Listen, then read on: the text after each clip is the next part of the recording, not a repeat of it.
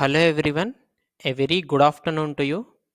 So, this is Venkatesh working as a senior research fellow at Indian Institute of Technology, Palakkad. So, I am working on geosynthetic reinforced soil structures, which are nothing but the mitigation measures for slope failures. And I worked as a junior research fellow at IIT Varanasi, and I completed my Master of Technology in Geotechnical Engineering from National Institute of Technology, Warangal, and I have 2 years of GATE and ESC experience. So I am a former faculty of GATE Forum. So along with this academic curriculum, I was also actively involved in consultancy works like determining the soil classification and determining the safe bearing capacity of the soil for underground pipes, sums, and I have also tested some of the soil samples for the famous project Kaleshwaram project, which is very famous project in Telangana. So today in this lecture we are going to discuss about the topic compaction. In this lecture we will be starting with the definition of compaction and the question, why do we need to compact the soil? Why do we need to compact the soil? And how can you measure this compaction? How can you measure this compaction? And what are the advantages of compaction? What are the advantages of compaction? If we don't compact the soil, what will happen? So, what is the main difference between the compaction and consolidation? So, these five topics we will be going to discuss in detail. For example, let me give you one small example. Let me give you one small example regarding this compaction. For example, consider two soils. Consider two soils. This is soil A and this is soil B. This is soil A and this is soil B. So this soil A, let us suppose this soil A is in uncompacted state. That means which is not compacted. So this soil B is compacted. This is a compacted soil and other one is a uncompacted soil. Other one is the uncompacted soil. One is compacted state and other one is in a non-compacted state. We can say uncompacted state. For example, when a load is applied on soil A, a load is applied on soil A. We know that in soil there are voids, which may be air voids or water voids or the combination of air and water voids. So when this load is applied on the soil A, automatically this soil gets compressed. This soil gets compressed. Compressed in the sense the voids which are present in the soil A will get decreased and automatically this volume will change. So without compacting the soil, that means if we build a structure on this soil A which is in uncompacted state, then there we will be having adverse effects. That means the structure which is built on this soil will get compressed. Compressed in the sense settlements will occur. Settlements will occur. Automatically, if the soil is not compacted, if the soil is not compacted means the density will also be less. If the density is less, then automatically we will be having less shear strength. Less shear strength.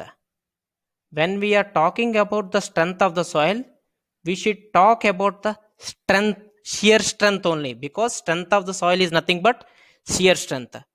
So this is the reason we need to compact the soil. So soil A is completed. That means whatever I am trying to say is, if the load is applied on the soil A, which is in uncompacted state, so if we construct some structure on this soil A, since it is not compacted, we will be having settlements in the structure, and automatically the shear strength of the structure will also gets decreased, that is, which is less.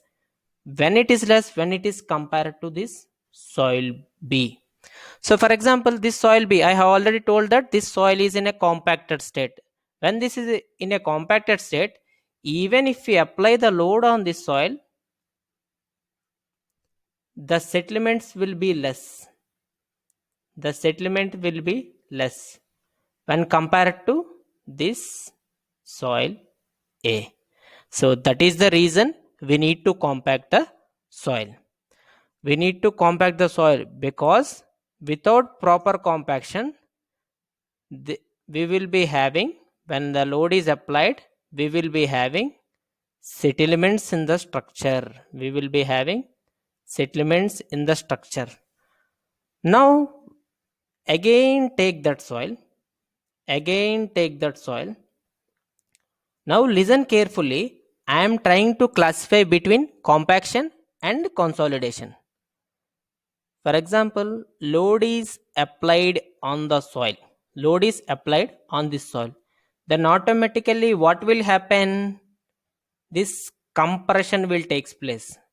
How compression will takes place? Maybe due to the removal of air in the voids, or due to the removal of water in the voids. When a load is applied on the soil, compression of the soil will takes place.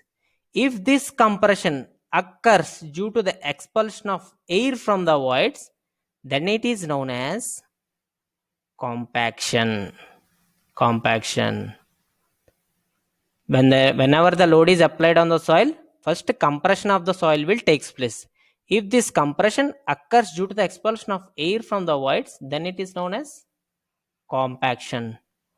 Or else, if that compression occurs due to the expulsion of excess pore water from the voids, then it is known as consolidation. Consolidation.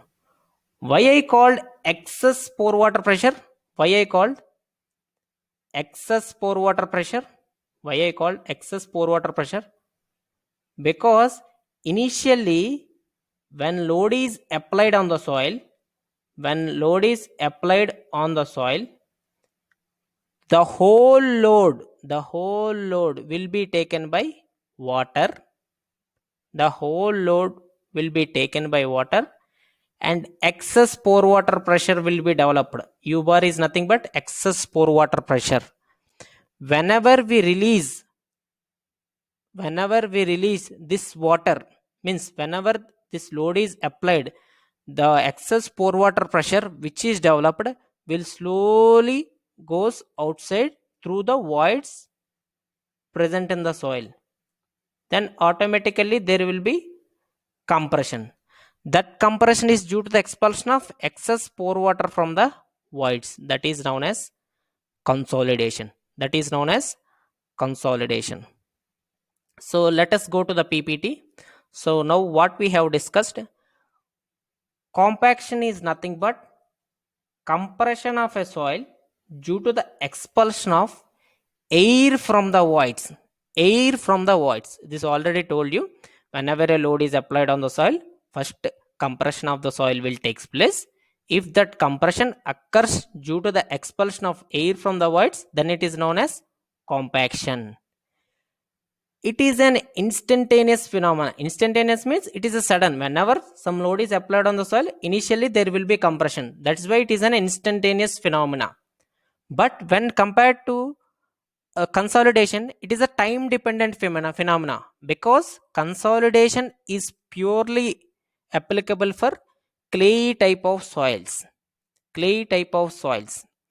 So in clay type of soils, dissipating the excess poured water from the voids will take a longer amount of time. Since the voids in the clay are not interconnected. So that is why that is time dependent phenomena. This is instantaneous phenomena. So, and one more definition is also there. It is nothing but the increasing in the unit weight of the soil. Increasing in the unit weight of the soil. So this I will explain in detail. So when load is applied on the soil, we will be knowing the concept of compaction by using three-phase diagram. In three-phase diagram, solids are there and water is there and also air is there. So we know that right side we will be writing weights. Weight of air is always 0 since we cannot able to catch the air and measure its weight. That is why it is always 0. So this is the weight of water and these are the weight of solids. This is the volume of the air. This is the volume of water. This is the volume of solids. This total volume will be the capital V. So when we compact the soil, automatically this air voids gets reduced. That means this air voids gets reduced. The soils will always constant. This water is also constant in compaction. So automatically what is happening here, these air voids are getting reduced. For example, if we consider, so this is the uncompacted state and this is the compacted state. This is the compacted state and this is the uncompacted state. So let us say this volume will be V2 and this volume will be V1. What I am trying to say here is, so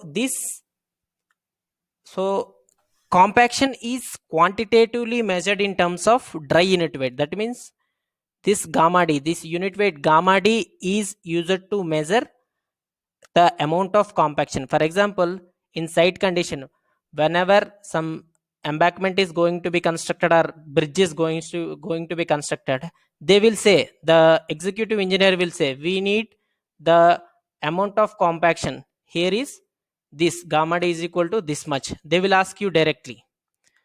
So this compaction is quantitatively measured in terms of its dry unit weight. So gamma d1 is equal to weight of the solids by volume. So this is for uncompacted state.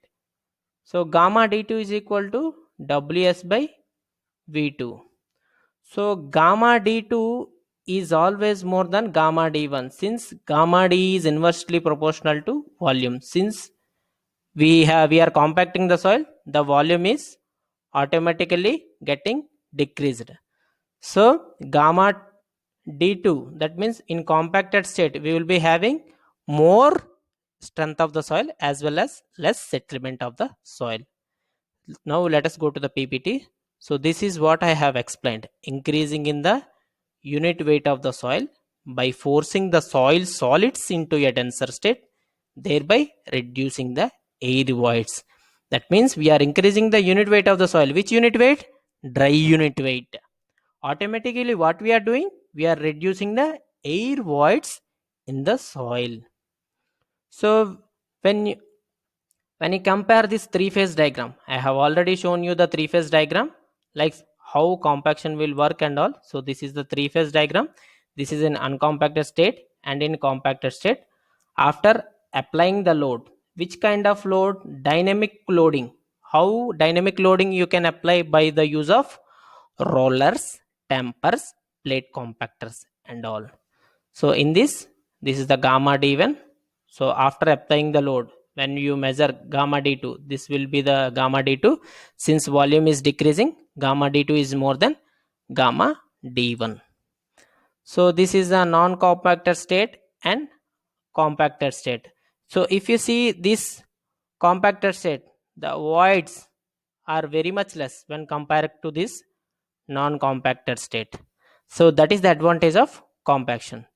This need of compaction just now I have discussed. If we are not compacting the soil, and if you are building the structure in that soil, automatically it results in the settlements of the structure, settlement of the structure. So it is also one more criteria is the strength will be less. We will be having less shear strength since gamma d is less. So in order to overcome these two factors, which two factors? The settlement, to reduce the settlements and to increase the strength, we need to compact the soil. And also I have discussed how to measure this compaction in field. How to measure this compaction? By using gamma d, dry unit weight.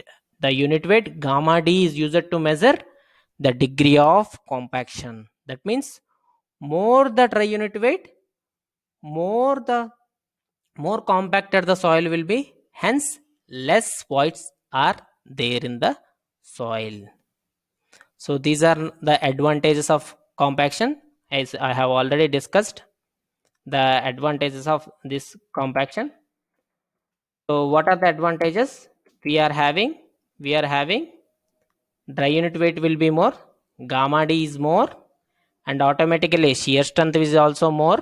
If the shear strength is more, then the soil can able to bear a large amount of load. That means bearing capacity of the soil will be increased. Since we are reducing the voids, that means permeability is also will be less since we are reducing the voids. So there is also a decreasing the compressibility of the soil since we are already compressing the soil by compaction.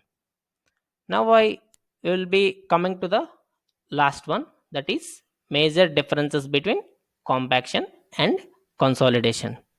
Here we in compaction we can see three-phase system. That means there is a presence of air, there is a presence of water, and there is a presence of solids also. Air phase we can see, water phase we can see, and solids phase we can see. So this phase is called a three-phase system or a partially saturated system. But whereas coming to consolidation, it should be fully saturated. That means air voids are also filled by water voids. There we can see only two phases, that is water phase as well as solids phase. So this we already told you the definition. This is removal of air from the voids, and consolidation is nothing but the removal of excess pore water from the voids. So compaction is an instantaneous phenomena since whenever the load is applied, automatically the voids gets compressed and there will be a decreasing in the volume. So that is called as compaction. So it is a time dependent phenomena. Consolidation is a time dependent phenomena because consolidation is purely applicable for clay type of soils since voids in clay are not interconnected. So the dissipation of excess pore water from the voids, especially from clay type of soil, takes a long time. That is why it is called as a time dependent phenomena. So how can you achieve this compaction? By using rollers, dampers, etc. Then how consolidation you can achieve? By keeping some static load, some amount of load for a longer amount of duration to dissipate the excess pore water from the voids. So this is the major difference between compaction as well as consolidation. So what we have discussed today: what is compaction, what is compaction, why do we need to compact the soil, why do we need to compact the soil, if we don't compact the soil, what will happen, what will happen, and if we compact the soil, what are the advantages, what are the advantages, and also the differences between compaction as well as consolidation. This is what about today's class. So I hope you understood, and thank you so much for giving this opportunity. So thank you so much.